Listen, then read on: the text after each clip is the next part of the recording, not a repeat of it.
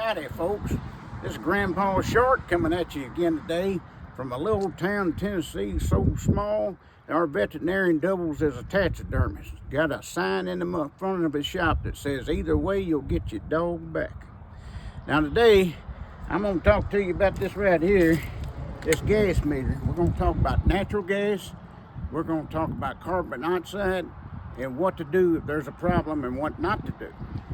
Now, if you think you got a leak, first thing to do is call the professionals at your gas company. But if you want to investigate on your own, I'm fixing to show you how. Now, you see this it says half foot hand right here. This is a foot hand and this is half foot hand. Well, this half foot hand is what you want to watch. If you're not burning any gas in the house, it shouldn't move. And what you can do is you can put a mark on where it is and then come back later and see if it moved. Also, if you ever see any insects swarming around your meter, you need to call somebody, because that's a sure sign of there being a leak at the meter.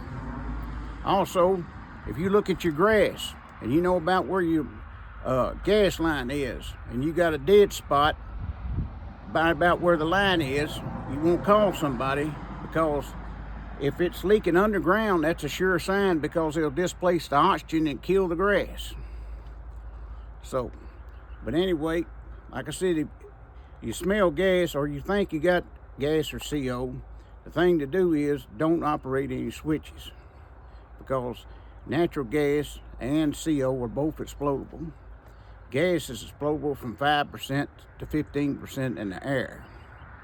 Any more than 15%, there's not enough oxygen. Any less than 5, there's not enough natural gas. But don't worry, we're talking about natural gas here. And natural gas will not, by the time it gets to an explodable level, you're going to be out in the yard dry heaving. You're not going to be in the house. It's not going to sneak up on you and punch you in the face. Only my mother-in-law will do that. But anyway, so just because you get a whiff of gas don't mean go crazy. Now, it's been my experience, most men don't take it seriously enough. They'll think it's just the trash, and my question to them is, why don't you take the trash out? And most women, if they get a little whiff of gas, they take a hatchet, they beat out the window, and they go run down the road. You know, there's no happy medium. But they do teach us in gas school that if a woman smells something, believe her. A woman's automatically gonna know if you farted, trust me. But anyway, I live with several. But anyway, so you don't want to operate any switches. Because, why? Because a spark is about 1200 degrees.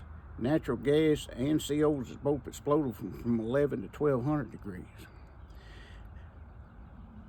CO, carbon monoxide, is explodable from 12.5 to 74%. So, wow, that's a lot wider range. And they're both lighter than air. They're both are going to rise. So if you get a CO detector, you want it up high. I don't know why they make these down low, because CO will rise, just like natural gas will rise. They're both lighter than air. Propane and like gasoline are heavier than air. The fumes will be around the ground.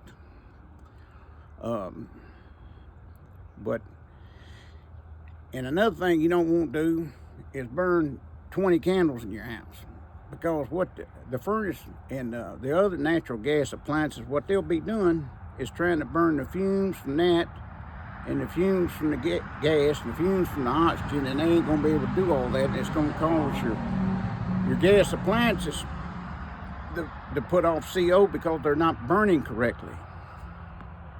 So you want, it's okay to light 4 or 5 candles, but when you go in there and it looks like you're trying to wake the dead, it's too many candles. Another thing you don't want to do is store a bunch of chemicals around your gas appliances, because whether they say they don't put off fumes or not, they put off fumes. Another thing you want to do is make sure your gas appliances have plenty of air. If you got your water heater, gas water heater in a confined space, you want to make sure there's louvers on the door some way it can suck in air. It's designed to burn so much oxygen out of the air and so much gas. If it's not getting the correct mixture, it's gonna make CO. It's gonna make carbon monoxide. It's gonna be dangerous. But like I said now, gas, you're gonna know. You're just gonna know. You know, if you got a nose and can smell, you're gonna know. But you need a CO detector to get what you can't smell. If you got a nose and a CO detector, you're perfectly safe. You know, and got common sense. You don't smoke a cigarette while you're filling up your car with gas. You know, if you try to light your stove and it won't light right off the bat, turn it off and wave, get them fumes out, and then try again. Don't just sit there and keep on trying, or you'll have to paint on your eyebrows for a month. I've done that before, and my wife's not too good. I look like a jack-o'-lantern. I look like I was surprised for a month, and that's not a good look for me. I'm already ugly enough, okay?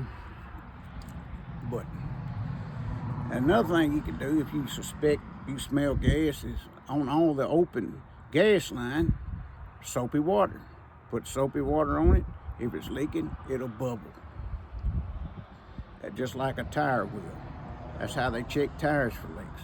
You can check it with soapy water. Don't check it with a match. Like I said, the eyebrow thing, you know, same with the nose hair. You might look like you just got back from a vacation from Hawaii. But, you know, just play it safe. Stay calm. You know, use common sense, good judgment. And if you have any questions or comments, please leave them in the comment box. You know, tell me if you like these videos, you want to see more content.